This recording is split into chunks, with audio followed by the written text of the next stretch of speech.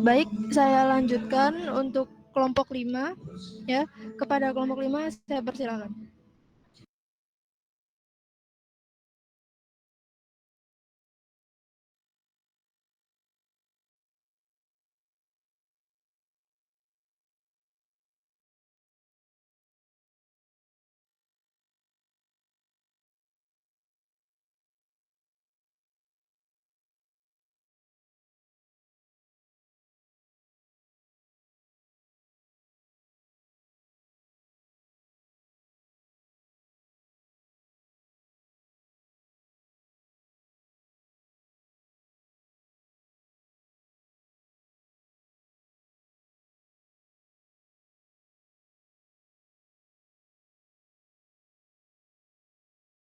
Assalamualaikum warahmatullahi wabarakatuh.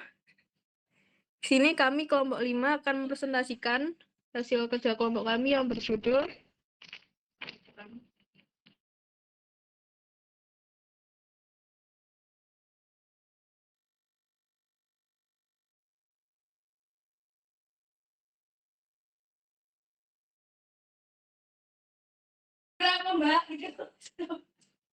analisa ChatGPT dalam bidang kesehatan yang beranggotakan Desi Sukma Melati dengan NIM digit terakhir 29, Bella Devina Inia Widodo absen NIM digit terakhir 30, Muhammad Alvino NIM digit terakhir 031, Videla Diajeng NIM digit terakhir 032, Lian dengan digit terakhir 033, lalu Raka Dia Wangestu dengan NIM digit terakhir 034, dan terakhir Yasir dengan NIM digit 035.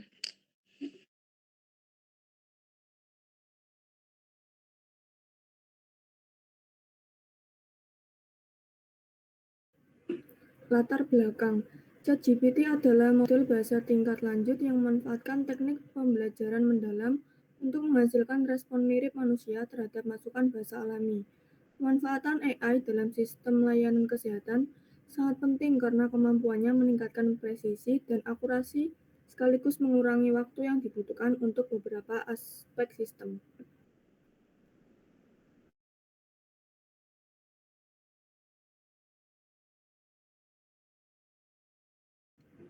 Selanjutnya, apa saja peran ChatGPT di bidang kesehatan? Yang pertama, meningkatkan akses layanan kesehatan. Yang kedua, meningkatkan diagnostik. Kemudian menjawab pertanyaan media, meningkatkan pengalaman medis. Kemudian dukungan kesehatan yang dipersonalisasi, dukungan keputusan klinis yang ditingkatkan, dan yang terakhir penelitian biomedis.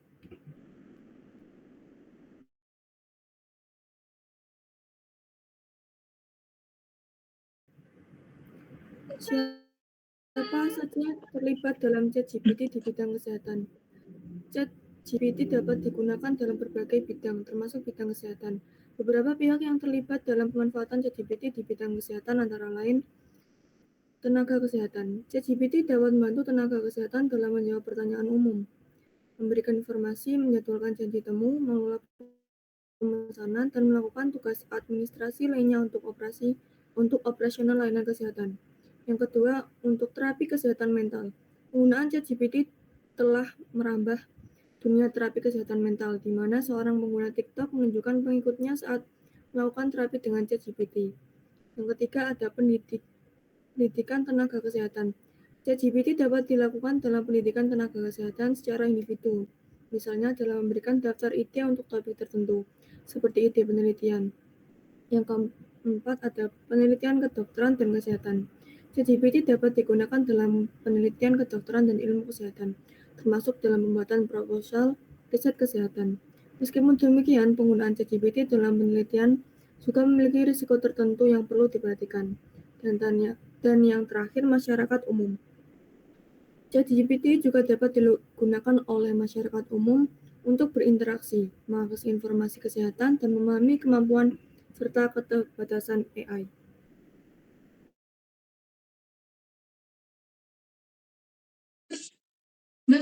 Mengapa ChatGPT bahaya bagi layanan kesehatan? Risiko kesalahan diagnosis atau rekomendasi pengobatan yang salah, ChatGPT beroperasi berdasarkan pola statistik dalam data dan selalu ada potensi kesalahan atau menghasilkan positif palsu atau negatif palsu.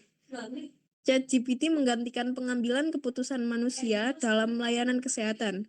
ChatGPT tidak boleh menggantikan sentuhan penting manusia yang sangat penting untuk perawatan medis yang baik.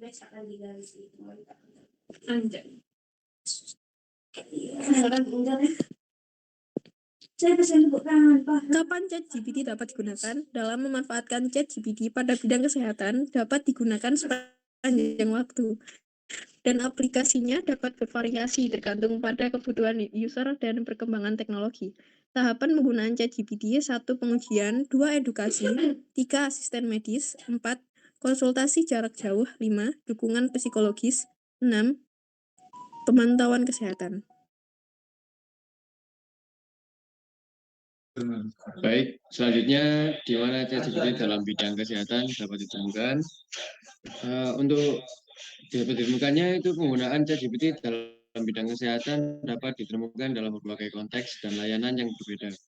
Penggunaan ChatGPT dalam bidang ini juga dapat meningkatkan akses informasi kesehatan, mengurangi beban pekerjaan staf, serta memberikan dukungan kepada pasien. Berikut contoh tempat di mana ChatGPT dapat ditemukan, yaitu yang pertama ada di situs web kesehatan, kemudian aplikasi kesehatan, klinik virtual, dan konsultasi medis online.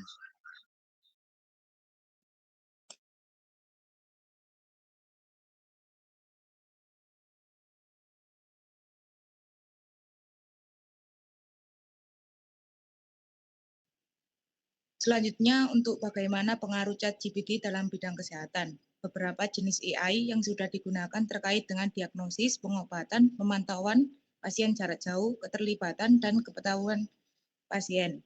AI juga berperan dalam pengawasan penyakit, respon wabah, dan manajemen sistem kesehatan. Meskipun ada banyak contoh di mana AI dapat melakukan pelayanan kesehatan yang baik, bahkan lebih baik dari manusia.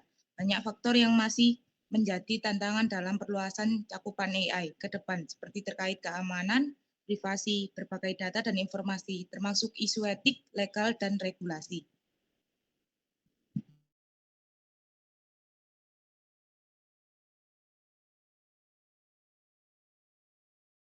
Baik, apakah tanya?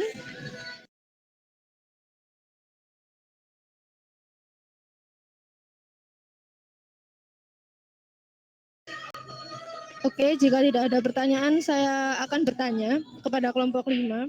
Ya, jadi bagaimana keamanan data pasien dapat dijaga dalam penggunaan ChatGPT ini dalam konteks kesehatan?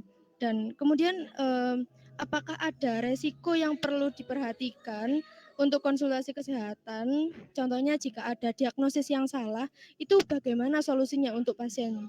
Terima kasih.